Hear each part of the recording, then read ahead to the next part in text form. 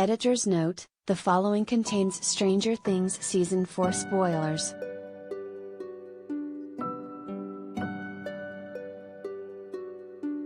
Stranger Things is known for having a large cast of core characters.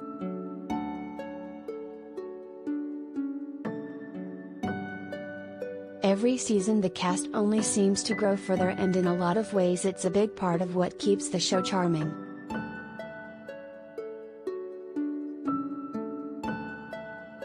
If we were still just following Dustin, Gaten Matarazzo, Mike, then Wolfhard, and Lucas, Caleb McLaughlin, every season, I'm not sure if I would have even kept watching.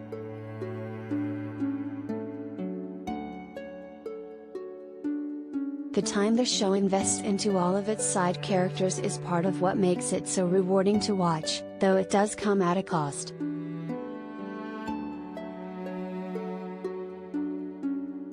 As a cast gets larger, it's only natural that from time to time some characters' stories fall by the wayside while others take center stage.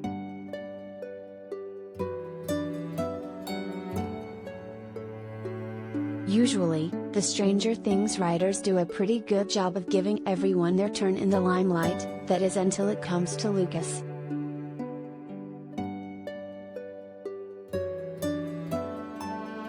I don't know that I've ever found Lucas compelling in the slightest.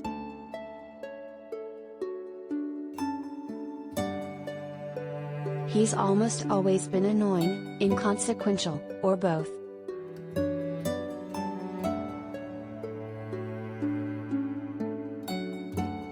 Collider video of the day: in Season 1 Lucas spends a lot of time berating Eleven, Millie Bobby Brown, and not much else.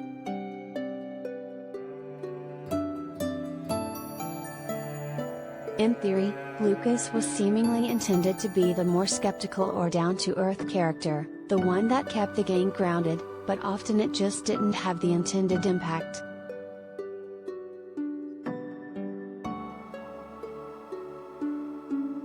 In Season 2 Lucas gains some degree of interest through his slowly developing relationship with Max, Sadie Sink.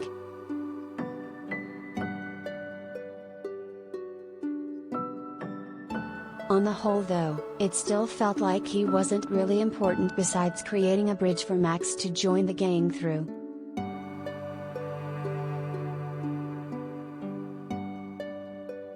Werewolf was connected to the Upside Down, Mike was connected to L, and Dustin was connected to Dart, his demo dog. Lucas didn't really seem to contribute much to the actual plot.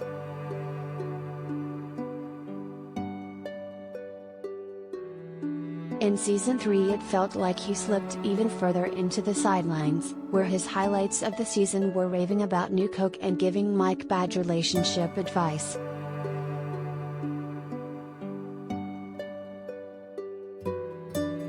In Season 4 though, we finally get a Lucas that's compelling and meaningful to the plot and characters.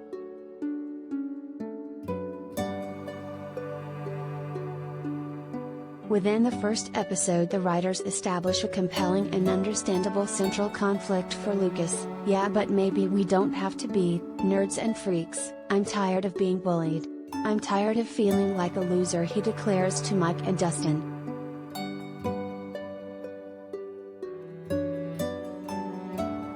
For 3 seasons straight Lucas was just sort of along for the ride. He never seemed to have his own reasons for doing anything besides the fact that he was doing what his friends were doing.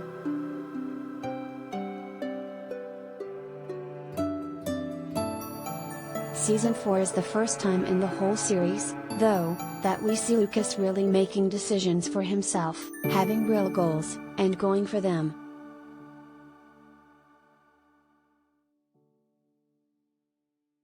As the plot develops further, we see Lucas struggle with the decisions he's making.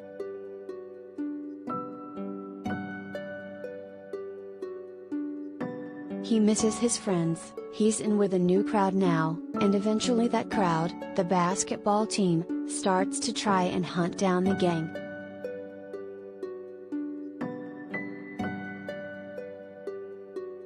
It would have been easy for the writers to simply have Lucas ditch the basketball team as soon as Vecna, Jamie Campbell Bower, became an issue and have him join the gang again, but instead they put him in a precarious position where he has to defend the gang by pretending to hunt them down.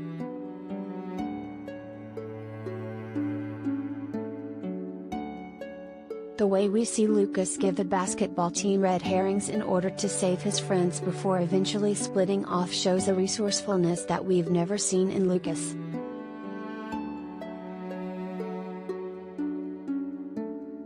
As we move into the finale, we see Lucas' own struggle between the popular gang and his friends come to a climax.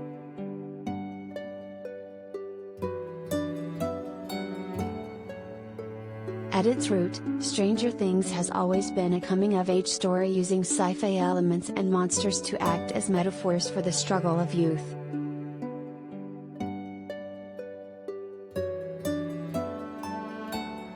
Never has that statement been truer than for Lucas in this finale.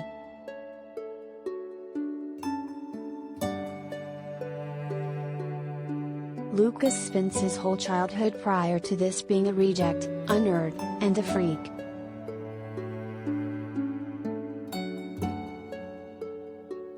While the rest of the gang seems to have accepted the constant bullying, Lucas struggles with it and wants a way out.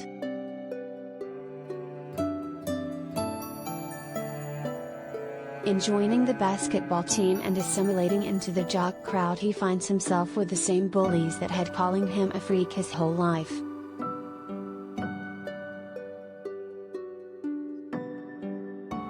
Except now, instead of wanting to beat up the freaks, Lucas' original friends, the jocks, want to kill them.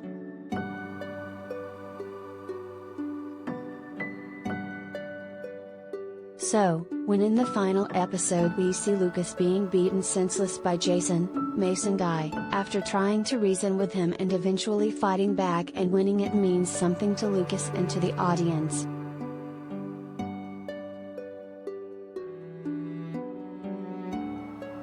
Lucas wasn't just fighting back against Jason but against the people who always bullied him, who he had always wanted to be, but who he knows now aren't worth trying to be.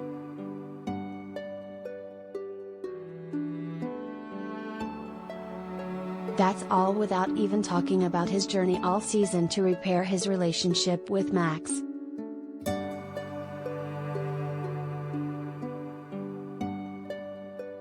He spent season 3 mostly giving Mike bad relationship advice, and that's mostly because he himself seemed like a clueless boyfriend. To be fair, he was 14 and it's hard to expect much better.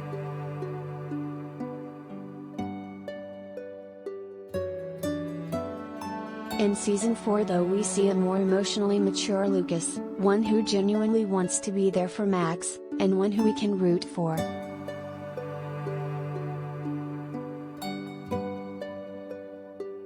In a lot of ways, season 4 Lucas actually retroactively makes season 3 Lucas more important.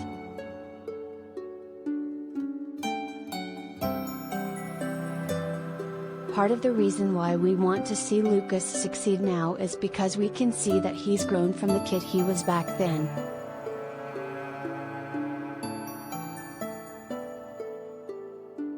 He's ready to genuinely be there for Max, to actually be the kind of emotional support she deserves.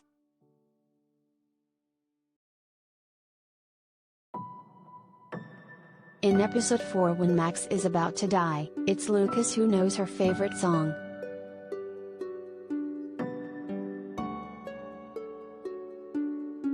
When she has to confront death as bait for Vecna, it's Lucas who's there for he.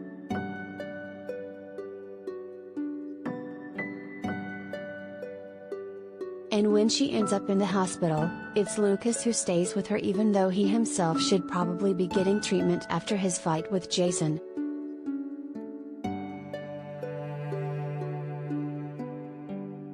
In season 4 we got to see a different side of Lucas.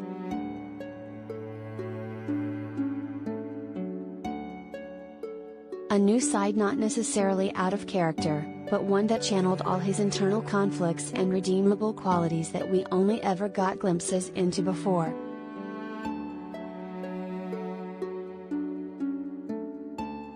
Lucas is a character that has truly grown season to season.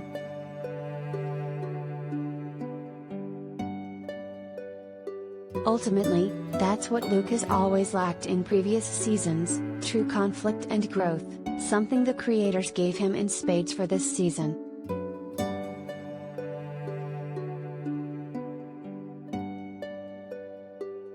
Lucas has always had the potential to be interesting but was never given the opportunity, until now when the show's creators finally gave Lucas his due.